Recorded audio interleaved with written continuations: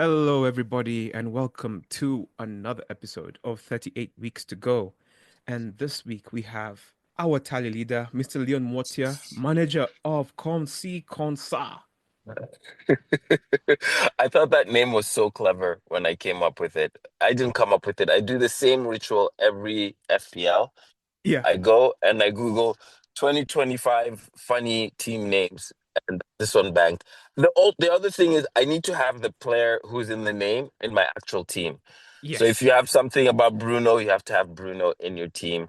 So I had Ezra Konsa on my defense this season, which is awesome. that was a great call because even though Villa can't score, he's doing his job, he's keeping a clean sheet, apart from the red He's card. crushing it. Yeah, yeah.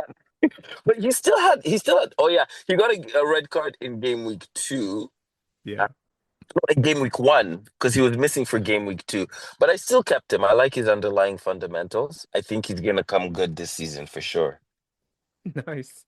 I'm actually a fan of him. He's in my. I don't know if I still have him. I was comparing our teams, and Oh, they're really? kind of quite similar because we had the same idea, at least defensively. Like, for Yeah. example, we started off with Frimpong, hmm and hmm then he got subbed in that 59th minute, and that was so painful. Yep. Yep. Yep. Yep. I And did a switch right away. I was like, this guy's not gonna get game time. and then we both had one Bisaka, and Yeah. that was I, I freak. still have him. I still have him. I do. Yeah. Do you Yeah. know, I watched that Chelsea game, and he made, I think, three errors for the goals. And I was just like, this, have you seen that meme for, is this your man? Yeah. And I'm gonna stand by him. Yeah. I I was just mean, looking at, the thing with Wan Bissaka is his recovery. Like, there's this like UK grime song by Dave, and it's mm, like Wan Bissaka the spider. That's mm, literally Wan Bissaka. He's got these. He's not even like that tall of a player, but he's yeah. got these legs that just wrap around strikers or wingers and recovers the ball. And Yeah. he's a threat going forward, right? Like from the wings, he has these crosses, so he's always good for an assist every now and then. But when he's underperforming, he's a confidence player. So when he's doing well, he feeds off that confidence, and you can put together a string of game weeks. But when he's not, like now, you get those 1 point. He blanks like back to back, right? One game week, one, two, three. So he's sitting on my bench right now, and I don't know quite what to do with him. He's an expensive loss. I would say move. I got out of him and I moved to Senesi. And Ah, interesting. but I was thinking of getting Mukiele. I just like him from PSG. And Sunderland Mhm. seem to have started so well. So I'm like, I just don't know what to make of Sunderland That's yet. so But It's so funny because this game, and I think the last time we talked, I mean, you didn't talk to me last season because I was collapsing from the get-go, but the season before and I was doing well.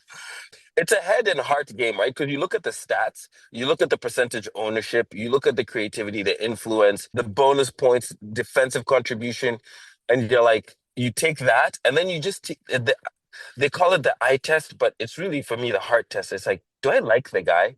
Do I yeah, like how he looks when the play doesn't go his way? Do I like his story, where he came from? Is this a player who's like coming back from injury or a youngster trying to prove themselves? And I don't know. I know it's not supposed to be 50-50, but for me, it's like it is 50-50. Do the underlying stats make sense? And then on top of that is, do I do I like the guy? You know what I mean? yeah. I mean, that makes sense. Yeah. Yeah. So then, I don't know about Bisaka. I mean, I like Bisaka because of that. I literally, because he just has this aura, and so that you come back to him. Now, someone like Senesi, again, I'm like, dude, I don't know enough, you know? I know. For me, honestly, I was just looking at the price. I was like, I need to get off on Bisaka because I watched him and I'm like, I like him, but this guy looks like he needs preseason. And I don't know So, how long how many games he'll be given before he's subbed. And then the next game he was chucked.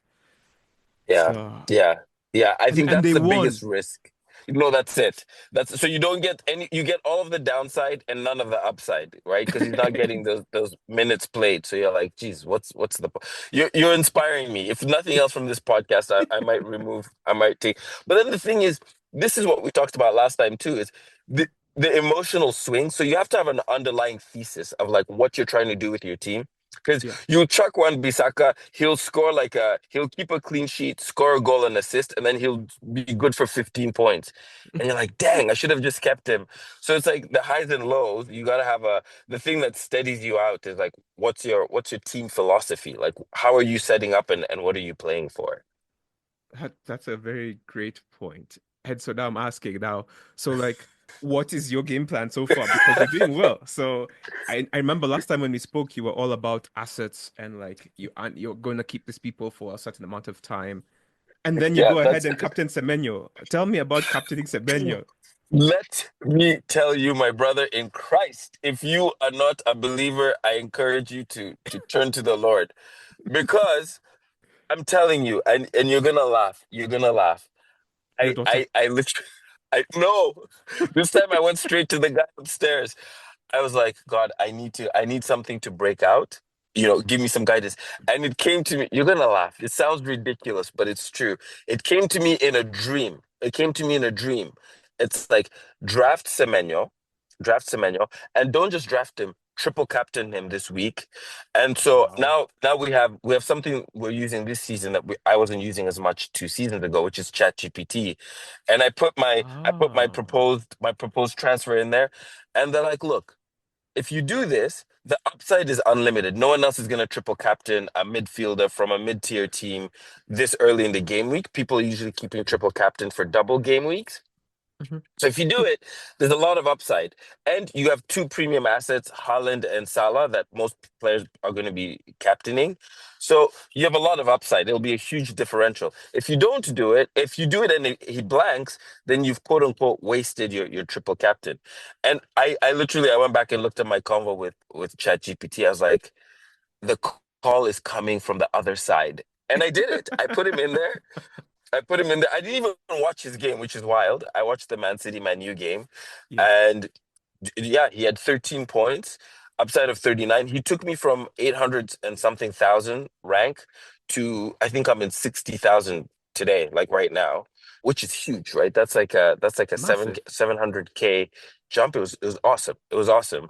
I would not do not do this at home without spiritual supervision because that 9 times out of 10 that blanks, right? That thing just comes back and you're like you have egg on your face. I think you paid for your sins last season and now it's all That's right. green. That's right. It's great. It's like look, straight to number one from here. It's straight to number one from here. That's my challenge, right? We're talking pre-show. Yeah. How do you maintain? It's like peaking early, man. It's another problem. It's like you're running a 800 meters. It's the first lap, and you've pressed on the gas, and then second lap you start to fade. That's gonna be my challenge. And to answer your question, like that's what I'm trying to think about my learnings from last season, which was a very mediocre season for me. What It's did you learn? not chasing, yeah. So not chasing trends, not looking at like a player's a single gaming performance. Here's a test for folks who are listening to this. It's like how often do you go look at the transfer in game week and the transfer out for the game for following a game week. The transfer out, barring injury, red card, disciplinary issues, it's always players who underperformed in that game week. The transfer ins, it's always players who Performed the week overperformed. So before. there's this exactly. So there's this herd mentality of like, yo, Nash scored a hat trick. I gotta get Nash on my team. But as every investment advisor will tell you, Mhm. past returns are no indicator of future performance, right? So Facts. you gotta buy and hold at least a segment of your squad, 8 of your 11, and then you start to do tweaks. It's more about making tweaks on the margins. Okay. So does that mean you have mainstays in your team right now? I do. I mean, Joao Pedro, I'm holding. Okay. Haaland, obviously. Really, really liking Salah. I mean, those are just like those are solids. Gabriel in Question. defense, I like. Yes, yes, Mm. please. Salah, are you worried about him as much as I am? Have you seen any Liverpool games so far? No, you know what's so funny? If he hadn't scored that penalty for against Burnley, Yeah. that would have been that would have been a really low performing game week. Again, it's back to. This, Salah is a blue chip stock. You're buying Apple. You buy Salah, you're buying Apple. You're buying Nvidia. Like this guy, you gotta look at the fundamentals, right? You gotta look at the cash returns on this guy. He will come good. And the thing is, we're in game week 4 now. Yeah. So yes, is his performance where I want it to be? No, frankly, no. Will it come good over the next 36 game weeks or 35 game weeks? Most certainly, right? Like the guy is a perennial performer. He He's is. 200 points over the season. And so you have to fight that knee jerk like I'm going to trade him, bring in Watkins. Ah man, Watkins isn't doing anything. Okay, let's try Rodrigo. No. And you do that merry-go-round. And there's a site, I forget it now. Maybe you can link it in the game show notes, Mm. in the podcast notes. It basically tells you, hey, this is the team you started with. All of your transfers, it nets it out and tells you all your transfer activity. Did it add points or did it detract from, like, did it subtract points? And everyone should do that. Because Yeah. what you find is there's a lot of like, barring injury and disciplinary action, there's just a lot of roulette that you're playing where you're adding plus or minus 20 points over the life of the season, which isn't that much. Mm. Okay. No, and that's fair. Because like even last season in the league, there's a manager called Don Clinton, and what he does is he makes transfers every week, and he was dead last season. He made transfers every week, and he was dead last. Yeah. It was wild. It was a perfect lesson for you don't need to make a transfer every week. No, no, you definitely don't. And the buy and hold stuff, you need to buy strong assets and then just let them do their thing. Let them Mm. perform for you. Be patient. Tulia. It all comes back, right? But at the same time, with respect to Don Clinton, you gotta cut when it's not working. You know what I mean? If Haaland has blanked 10 game weeks in a row, Yeah. you're not just holding on to hope with when the evidence is to the contrary. So you see, I mean the way I set up my team and I made huge compromises is I had Haaland and you can keep me honest. I think he's at 14 million Yeah, and Salah who's at 14.1. 12. 14.1 for Haaland, Salah who's I think at around 12. No, So no, those are two premium. 14.5. Okay, so even better. It makes my point even more. That's 28% of your transfer budget in two players, in two assets.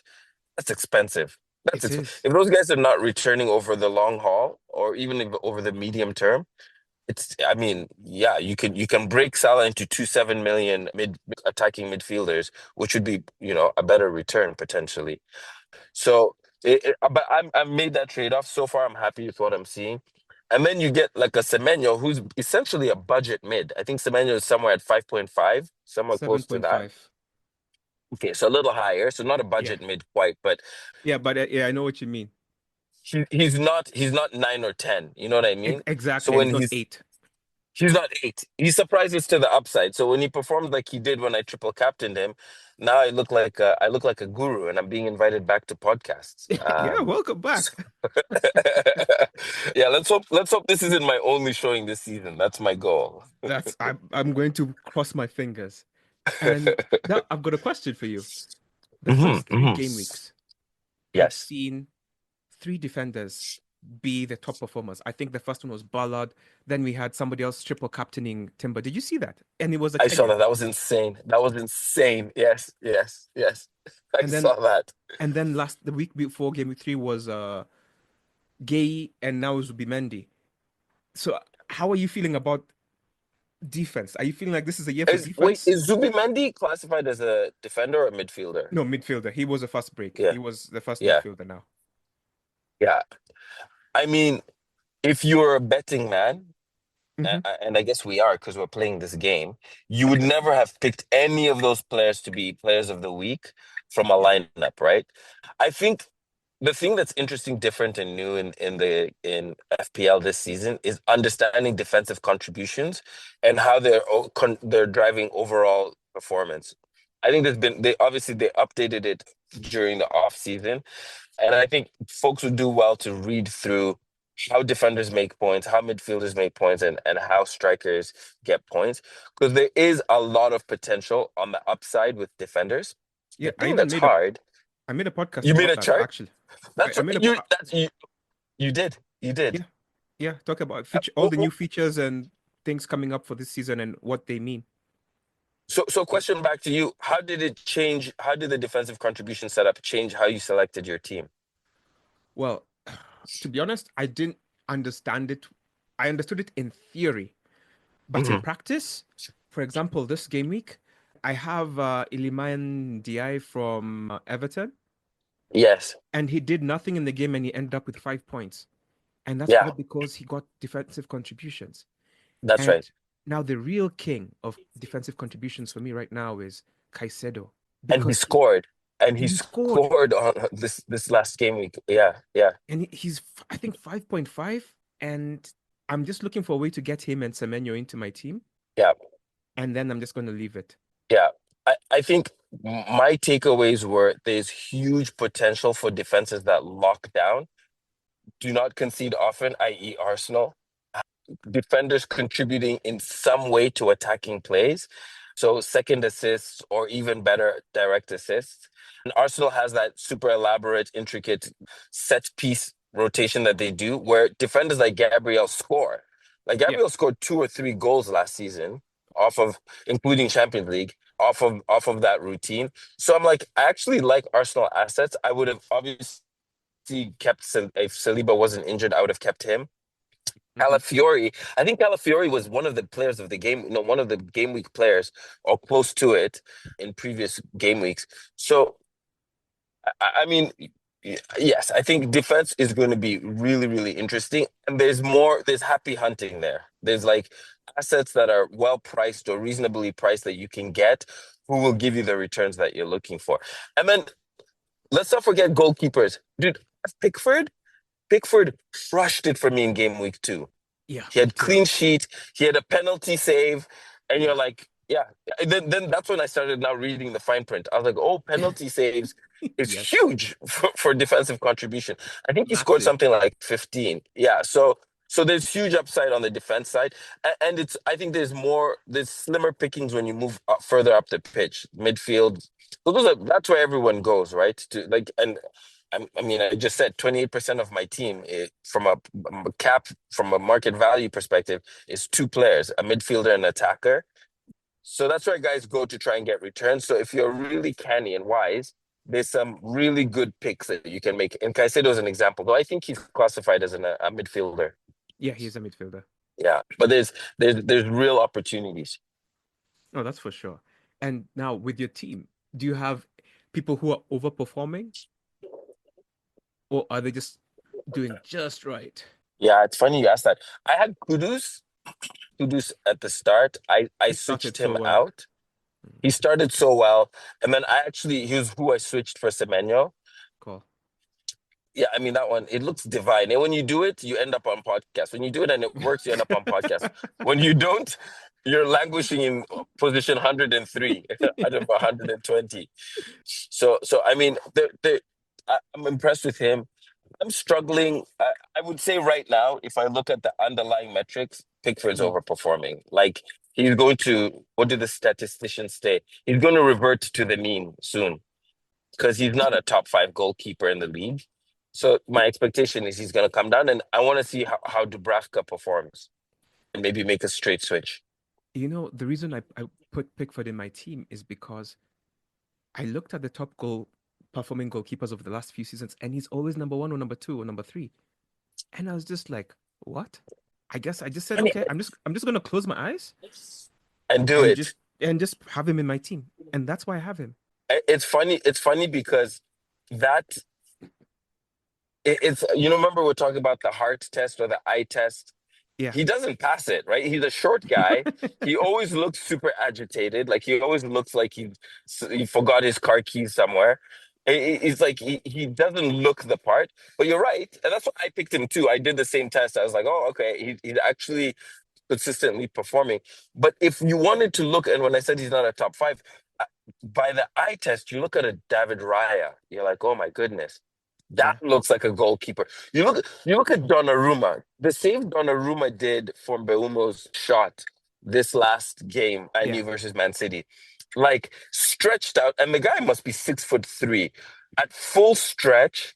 Like he's like built like a jungle cat, lithe and so flexible. And he's at full stretch down to his right, and you're like, I mean, you look at his performance. I actually don't know what he scored. He must have had a good game because he had a clean sheet. Mm. But to that, you're like, that's what a goalkeeper looks like. And Jordan Pickford would have the same performance with a penalty save on top, and you're like, I'm not sure, man. The guy he's too jumpy. He looks like he needs a cigarette. Like he's all over the place. He's agitated. He's stressed. So it's true. I guess that's a really good point. It's like the actual stats versus what your eyes are telling you. You know, you you've ruined my hot take, which is Donnarumma is overrated. I mean, I th I think so. No, take his rating and put it aside for 2 seconds and think about what Pep did when he first came to Man City. He asked Joe Hart, another like goalkeeper straight out of central casting, tall and handsome and like super flexible, really good command of the pitch and the players. And the first thing Pep did was like get that guy out of there. He's like, no, no, no, no. I have a very specific style, and I need a goalkeeper who can play out of the back. Yeah. Okay. He brought in Edison. Edison, guys used to say Edison could have been a winger. Edison could have been a mid. And now Edison fell out of favor, and you brought in this huge. I mean, this Italian dude is Donnarumma is so huge. He You're like, is. can this guy, is he comfortable with the ball at his feet? And if you watch the game back or look at the highlights of the game, his distribution was not better than Edison. Edison No. had assists. Edison had assists in previous seasons. Like playing out of the back, Edison would play the ball to Holland and Holland would score. I don't know. You I know, don't, yeah, I'm with you. yeah, Overrated. Edison is the Premier League's top assistant goalkeeper. Yeah, I So, didn't know that stat. That's funny. Exactly. I didn't know and that he stat. had I've seen it. and he had like 3 assists last season, something which was also the most in a single season Insane. for a goalkeeper. Insane. For a goalkeeper, that is an insane stat line, right? Yeah. So yeah, I agree. I think Donnarumma is overrated, but I think Pep is now changing because he's been caught out. The game has evolved, and he's now actually behind the 8 ball. So he's trying something new. So I think playing out of the back might not be as important as it used to be. Yeah, I guess everybody's pressing now, so it's not this new trick that it used to be. We're like, oh, look at them No, pressing. Now it's like, no, everybody presses, even Burnley presses. I mean, remember when we used to watch Premier League when we were young kids, and the goalkeeper, you could pass it back to him and he could pick it up. Yeah, I mean, that used to be Arsenal ball, Wenger ball. You just pass it back to Seaman, and Seaman picks it up and holds it for 10 minutes. showing So the our game's age. changing. Yeah, we are. Yeah, maybe that. Can you edit this? Is there a way to edit? It's okay. It's okay. Yeah. And your team, do you have any underperformers then? Or when you're doing Yeah. great like this, then there's no underperforming.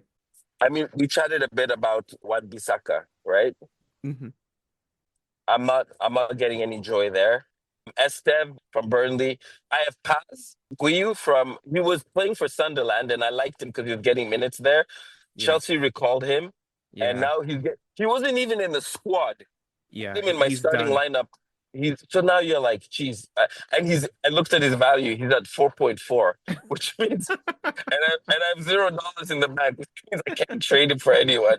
So he's gonna just ride my bench for another game week until I do a double. Yeah, I mean, when I drafted him, he looked like a sure thing because he was in Sunderland. He was getting time to play, Yeah. and then now he's getting no time, right? Which So, kind of sucks. so would you say he's your biggest regret then so far? I mean, it, it was a right decision. Went wrong for unforeseen reasons, right? I don't regret it. I would do it again with the information I had then, but I need to adjust. So if you look at my team, if I were chasing myself, there's actually some structural deficits in my team, and it's easy to catch me. I had a supernova in the performance of Semenyo that was triple captained last week, but that supernova hid a lot of frailty in the team, right? You would not be talking to me if that triple captain hadn't worked out. So I need to think about now that I've played that chip. And now it's just like, because what happens in the early game weeks, it's very dense, right? The difference between the 15th place and the first place is 10 or 15, 20 points maximum, depending on how many players there are in the league. Oh yeah, And that's what you true. want to do like Kipchoge, you want to now start to build a like a pack, a breakaway pack. and Yeah. there's a few of you who are starting at the top to run away. And to do that, you need to make sure you have the staples, the Haalands, you have the Salas. Salas, and then if you know in previous seasons there'd be you couldn't overlook Bruno. Bruno would be like a nailed on starter. He's not performing well now. Not many Man United assets are performing well. Yeah. Rodri used to be a staple. Like you have some of these guys that you can't get rid of, so that you're not being attacked from the flanks by differentials, right? Where Saliba performs and you're like, oh crap, I don't have him, but he has 50-60% ownership, so the field is catching up with me. Mm. What happens as the game goes on? The template starts to look the same, right? And True. then people start to win by doing these like kind of like desperado moves where it's like all or nothing moves. No, you're right. And also, one of the things that makes this season a bit more interesting outside the defensive contributions is the availability of the double chips. Because, like, for example, I'm not sure if you had just one triple captain, you would have used it this week. That's so interesting because I went to you and I was like, wait, I get another one in the second half of the season. Done. Let's do it. It's like what's the worst that could happen? It doesn't work out. I'll get it in the second game week, in the second half of the season. Yeah, so you must be feeling very proud of yourself now. Perfect use of a triple captain. It's a perfect use. You know why I'm not feeling too proud? Because I did this last season or the season before with Holland, and he scored a hat trick, which, Ah, if you think about it, is possibly the perfect use of a triple captain. I think I got like 45 points from Holland. But what that's it does, beautiful. what the chips do, they mask underlying weakness. So you have to like be like, okay, if I hadn't played it, or I had played it and the guy had blanked, what would have happened to my team? And Yeah. then that brings you down to earth a little bit. And that's where your luck component, you're like, okay, let's not get too carried away. There's a little bit of luck to this. Okay. So then, if now in the coming weeks, who are you looking to buy? Because, like, for example, for me, I'm thinking of three players. Mm. Somehow, Caicedo, Semenyo, and Grealish. Those are three players that I want to get into my team somehow. Why? Why Grealish in particular? Caicedo and Semenyo, I kind of understand. Why Grealish? Oh, Grealish, because of his attacking returns. Every time I watch Everton, he's so dangerous. He's so dangerous. Like he's the Aston Villa Grealish. And Yeah. so when he's running at you, there's almost nothing you can do. And then he delivers a pass to where he wants it to be.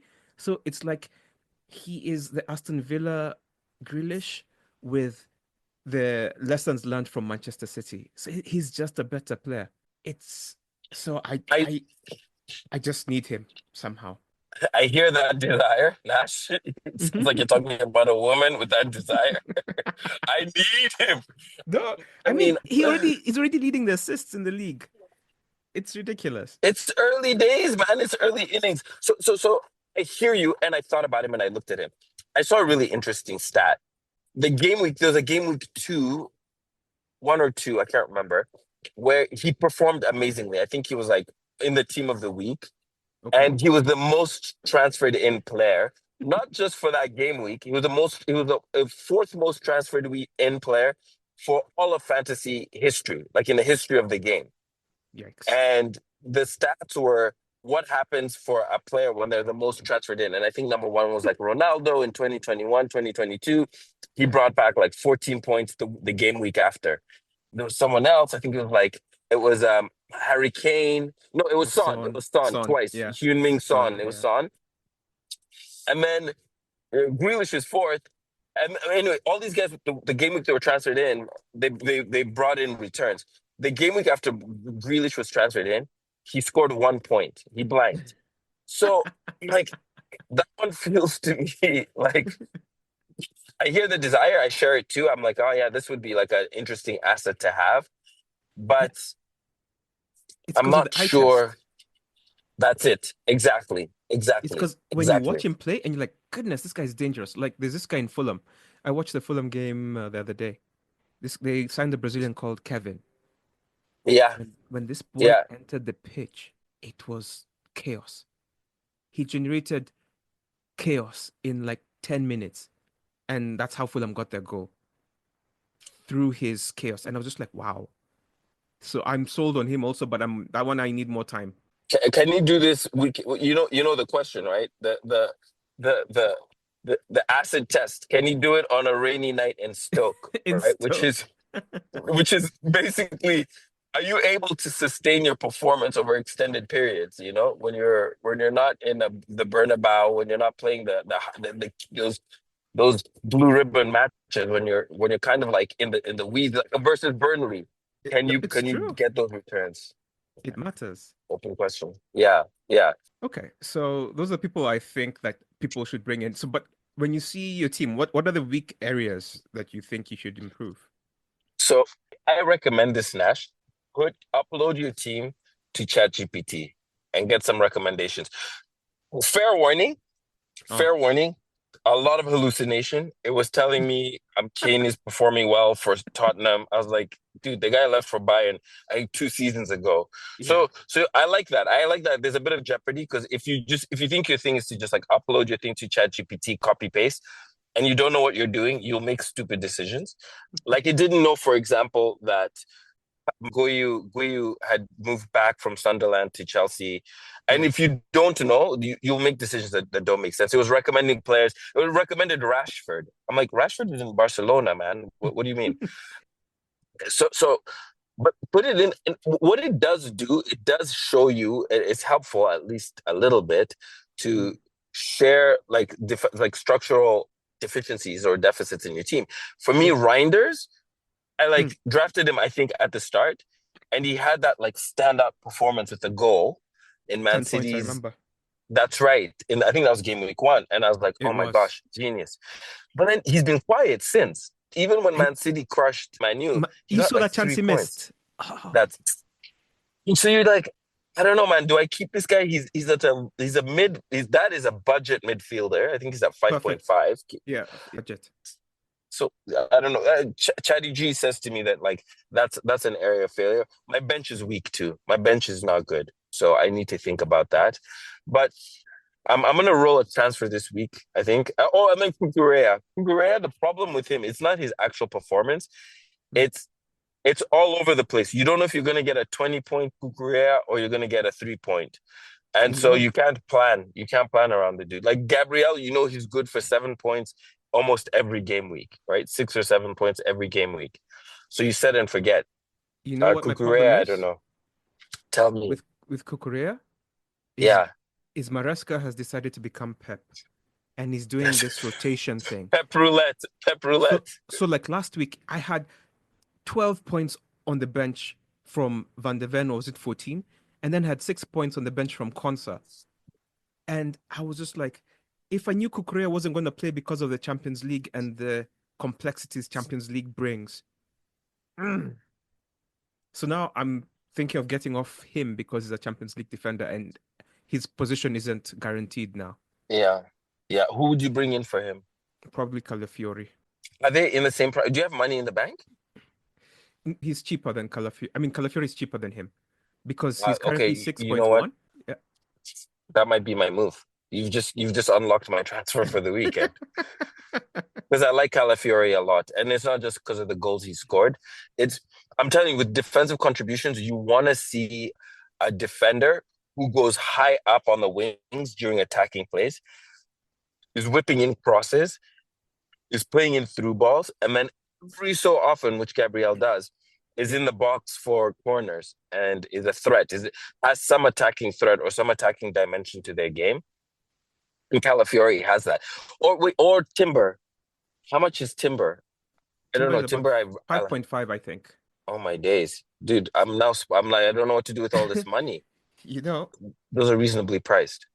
I want to get into Arsenal defense so bad, but I'm waiting for after the Newcastle game when it's easy for me to believe in them because I'm having troubles right now. Like, for example, this coming game week, my big question is, do I believe Manchester City have turned the corner or are Man United That's right. trash? Because The two things can be true. that's Both the of those thing. things can be true That's at the same time. that's the thing. Because if I believe Man City are the same as last season and this Man U are just trash, then it means that Arsenal are just going to hammer them. But if I they've don't. turned Yeah, But if they've yeah. turned the corner, then it'll be a close game because I think Arteta's gotten over the hump of Manchester City.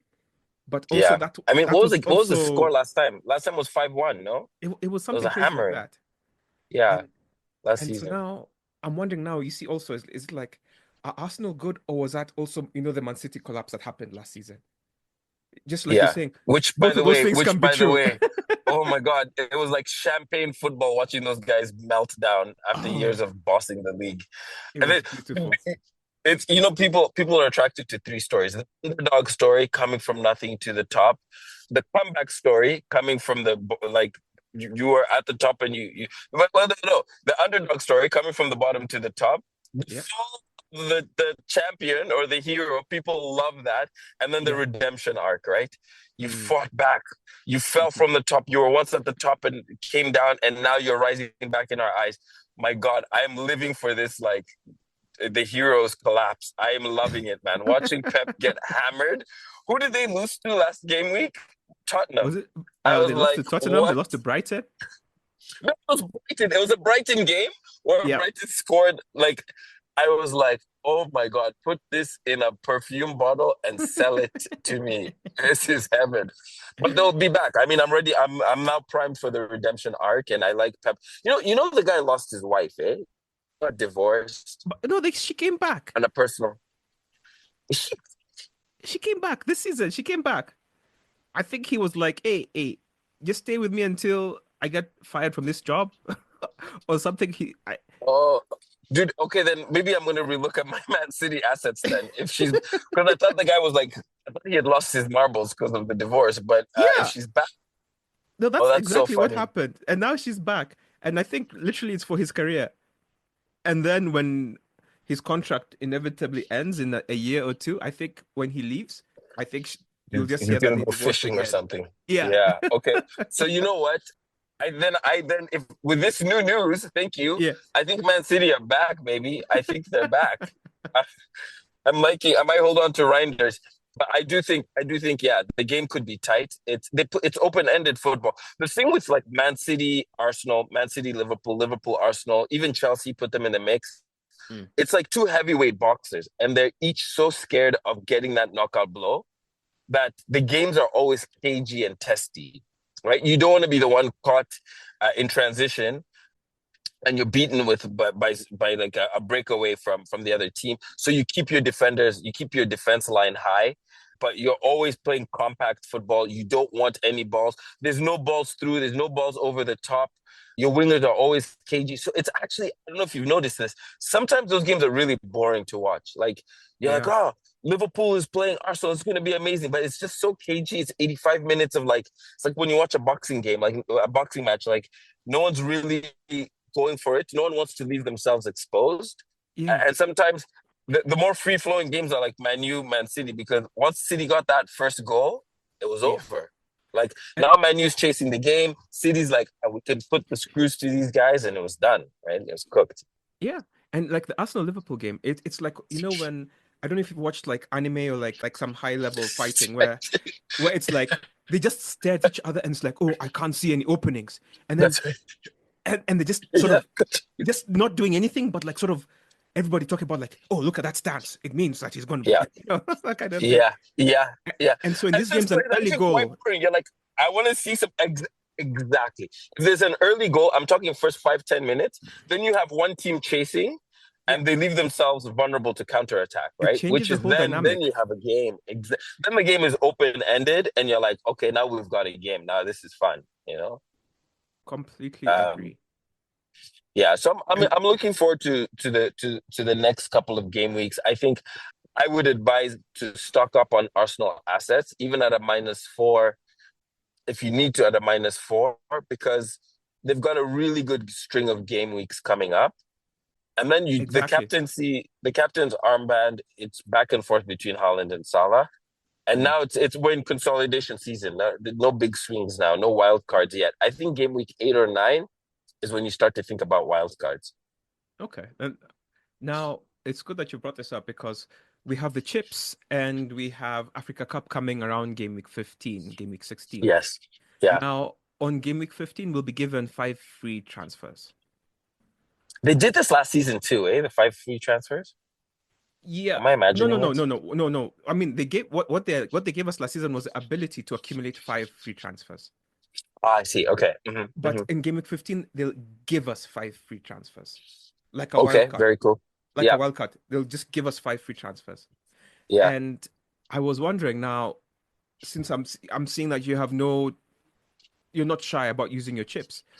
Do you think you're going to use your wild card before Game Week 15, or will you be using it after? Oh, it's the most boring answer. It really depends on what the next few game weeks look like. It's fair. I'm currently primed to use my wild card before game week 15 because it's all about the momentum shifts, right? There's some underlying assets that like Haaland and Salah, even if they score no more points this season, I'm going to ride with them until game week 36. I mean, like I'm going down with them. The ship will go down and we'll all go down together. But Reinders, Eze, I haven't seen. Like he had a really good assist Oh yeah, for uh, for Gyökeres. for your careers. I like how he's playing on the wing, but he was pulled early. So I'm like, wait, is this guy like a minutes played like risk? How much time is he getting? And then I don't know if you noticed this, Nash. Mm. The Champions League squads. I've never seen this before. They announced the Champions League squads and player like Chelsea had a player that they just transferred in. I forget his name. He wasn't in the Champions League squad. The Arsenal Champions League squad has people left out. It's very strange. Like the way the managers are starting to think about it, I think they're almost thinking of having two squads, like a Premier League squad and a Champions League squad. Like So the core is the same, but then the players are slightly different. so there are a couple of layers to this. Like the first one is like there's a whole balance of do you have homegrown players or do you not have them? Right, right, If you have right, enough, right. if you have enough of them, you can register the full 25. If you can't, you register like 23. And then there's the Right. other aspect of it for like Chelsea in particular, because of all the money they've been spending over the last few seasons, they were told that the more recent signings that you have, the unlikely they are to play unless you get rid of certain players. And then they were being told things like your money only counts if you sell a homegrown player. So that's why you'll find like Chelsea are trying to sell Chaloba, they sold Callagher, they're trying to sell all the people from the youth That's team. such good context. Okay, I didn't have that context because I just saw the outcome and I'm like, what is this odd behavior? I don't understand at all what's happening. Like the transfer windows were not making a lot of sense to me. And they would buy players and not have them in the Champions League squad. And I'm like, dude, there's some 4D chess happening here that I'm not fully understanding. So thanks for shedding light on that. I wasn't getting Yeah. it. Yeah, there's lots of financial stuff that's happening at the background. And then there's also like the thing about like what you just said about the big squads, like Chelsea in the Europa thing last year. Yeah, so I didn't understand that dynamic. I didn't understand like why that was happening. But wasn't the homegrown player rule enforced anyway, like in previous seasons? It was, and you see, that's why also like you'll find Manchester City randomly signing English players like Calvin Phillips because they need players who are born in England. It So all makes you, sense. It all makes sense. Okay. yeah, so that's why whenever you find all these big clubs signing English players, it's because they don't have enough homegrown players or players trained in the UK. Because it's either one or the other. Either it's from your club or like in the UK. That's so interesting. Okay, that makes sense. That makes sense. Yeah. Are you going in for any big swings in the upcoming game weeks?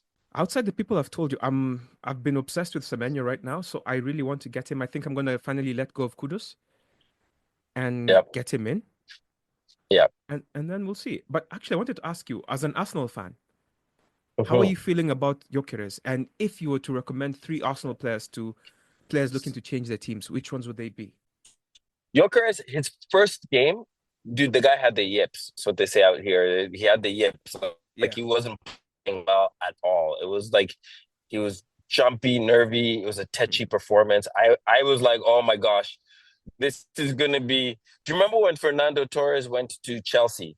Oh, I Like forget. it became a meme. The guy just he could just not, and he'd been like prolific at Liverpool, and he just couldn't Yeah. score. I mean, But, it became like a joke. He was missing sitters, and I was mm, like, oh god, it's this again. But he's coming good. He scored 2 goals in 3 games at the Emirates. So his confidence is up. All players are confidence players, whether they know it or not. His confidence is up. He's not an automatic starter. I wouldn't draft him in my team. I mean, a guy like Holland scores like without feeling and emotion. I mean, it's just like it's a clinic. They call him the robot for a reason. For Arsenal, guys I like and look at for long, and actually the number one FPL team in the world has him and has made no transfers. Declan Rice, dude, Mm. it doesn't always show up on the stats line, but this dude is doing some serious business. I love Rice.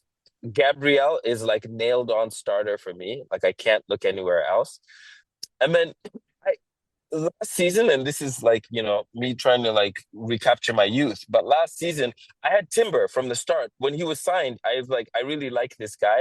Me Then he too. got injured. He was out for like, I think like most of the season. And then he came back, scored those two goals, which were like bangers.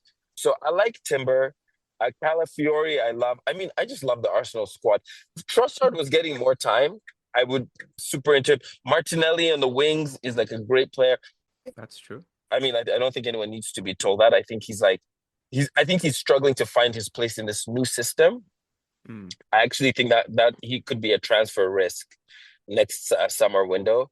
But yeah, I would go final. I would go Declan Rice. I would go Gabriel, and I would go Calafiori or Timber. Those would be my three Arsenal players. Okay. And how are you finding it being an Arsenal fan and being an FPL manager? Are you able to balance your heart and Let me tell you something. Last October was my 40th birthday. I got a couple of my boys and I was like, let's go to London.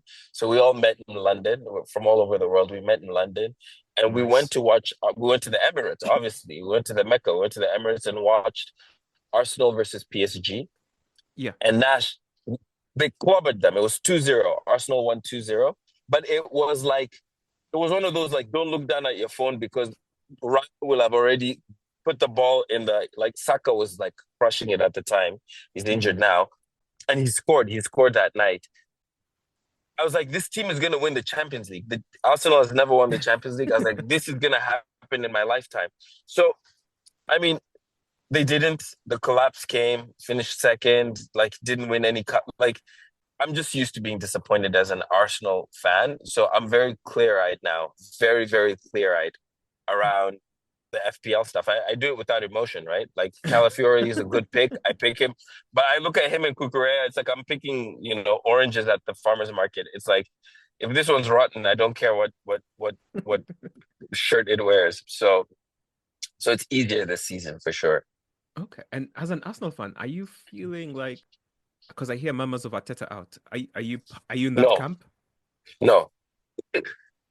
Just looking at Amarim, who, by the way, I think needs more time. We just need to give Ruben Amarim about maybe 7 or 8 more years at United to see what happens.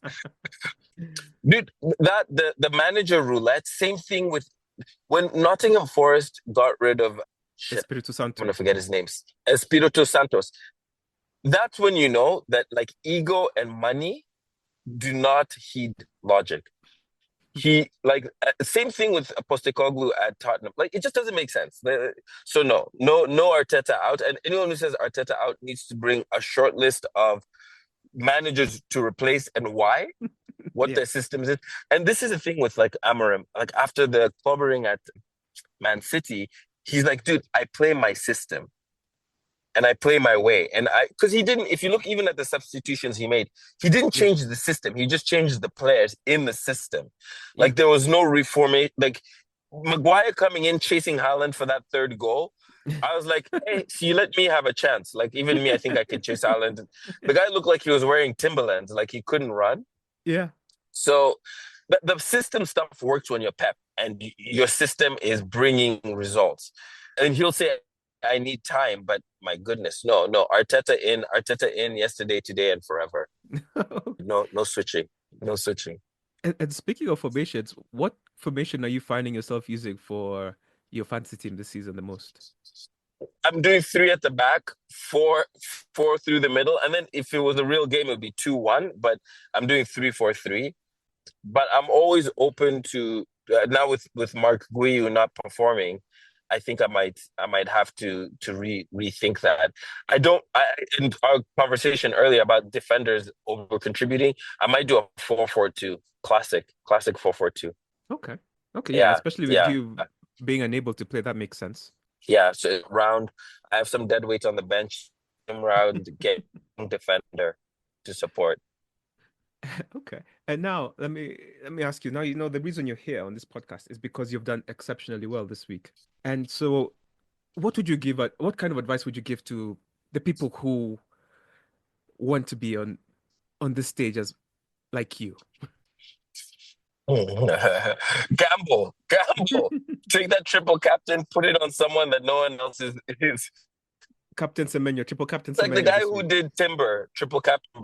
I mean, That was just wild. So take risks, basically. take a couple of calculated risks where like if this doesn't work, and a calculated risk means you're willing and able to adapt. If it doesn't work, you're able to absorb it and you're willing to as well. You take a risk like that when it works out, then yes, you get to sit here and pontificate. But you have a strong core and then start to swing for the fences on the outside of that. That would be my reco. Okay, that sounds good. And now my favorite question to ask people. What hot takes do you have this season? Do you have one so far? We did Donnarumma. We did I Donnarumma, right? So Yeah, that that, one's that that was mine, one's yeah. that one's not Overrated. hot. Okay, I've got one. I've got one. Are you ready? Hold Okay, on to tell your me. hat. Okay. Manchester United are a relegation threat. They're a relegation risk. They could be relegated this season. You know, that is a hot take, but it's not unrealistic because I saw this stat that Amorim has only won 8 games in 30 matches for Manchester United. Was it 31? Yeah. And Yeah. four of those games have been against promoted sides. And That's if you right. s- yeah, and if you saw the game they played against Burnley, who are promoted side, you're like the different. There was not much of a gap between those two teams, Yeah. and Yeah. so like I know it's your hot take is hot only because the name is Manchester United, That's right. but Yeah. I mean, I said it and I felt goosebumps. I was like, oh my God, if United is then what? Then what else happens?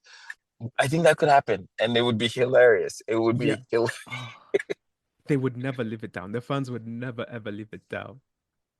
United in the championship. Oh my God. Yeah, that'd be amazing. United That'd be versus amazing. what's it called? Wrexham. Stockport. Yeah, Yeah, exactly. it'd be the Oh my Wrexham God, documentary. I'd go watch that game for five koboles. Yeah, I'd be very down for that. Yeah, that's my hot take. That's my hot take. Okay. Okay. I've already shared mine for Yeah. Donnarumma, so I don't have another one yet. But I'll think of more because I think he's just a little bit better than Onana. Or maybe that's a hotter take. The funny thing is that is quite a hot take actually. Onana, it's just the way he looked, man. The guy did not look like a world class keeper, and you're just like he always like what did he get, the weak wrists? He always looked befuddled, like he didn't know what was happening. He was getting chipped from halfway. So yeah, I mean, You, you got to you, look the part. you know, I was having a discussion with my brother the other day, and I was telling him, in my view, there are only two types of goalkeepers: those who play well with a defense in front of them, and those who play well without a defense in front of them. And Yeah. there are two archetypes for this: Buffon and Yep. Casillas. Yep. Buffon Yep. is the one who plays well with the defense in front of him, and without that defense, he's like a great example of He's that is Peter exposed. Cech. If you Yeah. look at Peter Cech at Chelsea and Peter Cech at Arsenal, he didn't suddenly become a bad keeper. It was just that he had solid players in front of him, which made Yeah. his job Yeah. much easier. Yeah. Yeah. And I think 100%. I think Onana belongs to that group Yeah. of where he needs a solid group in front of him to make him look better. And then 100%. and then De Gea is the opposite of that. De Gea is good no matter what. Yeah. I mean, I bet United fans are pining for the days when David De Gea was in between the sticks. Really interesting season ahead. I'm hoping, Nash, that we'll get a chance to chat again. in the I'm second sure half. we So will. I'm I'll sure we I'll do will. my best to make that happen. I mean, you've got your strategy, so I'm sure. Just hang in there, bro. Hang in there. What did Mike Tyson say? Everybody's got a plan until they get Until they punched in the get hit in mouth. the mouth. Yeah. Yeah, yeah. Okay. And with those That's wise funny. words, I will say thank you so much for your time. Asante, Asante, I really appreciate it. And as always, it's great to have you on the podcast. And I hope we'll talk again soon. Cheers, cheers, Nash.